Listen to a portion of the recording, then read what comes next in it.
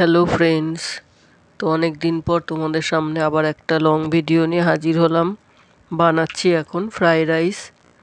বাসমতি চালটা আমি ভালো করে ধুয়ে আধ ঘন্টা আগে ভিজিয়ে রেখেছিলাম। এরপর জলটা ভালো করে ফুটলে আমি বাসমতি চালগুলো সব দিয়ে দিয়েছি।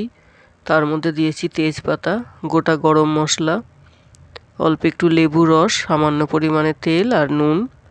আর একদিকে দেখো গাজর আর বিনস অল্প একটু ঘি আর তেল দিয়ে ফ্রাই করছি।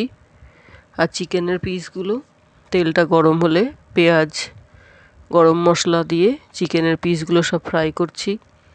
গাজর আর বিনস খুব সুন্দর করে ফ্রাই করে তারপরে দুটো ডিম দিয়ে দিলাম। ডিমগুলো খুব সুন্দর করে ফ্রাই করে নিচ্ছি।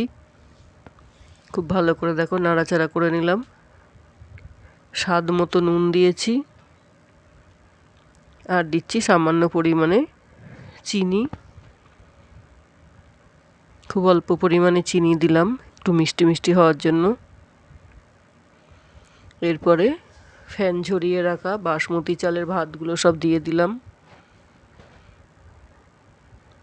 ভাতগুলো এবারে খুব সুন্দর করে ফ্রাই করে উপর থেকে ঘি ছড়িয়ে দিচ্ছি।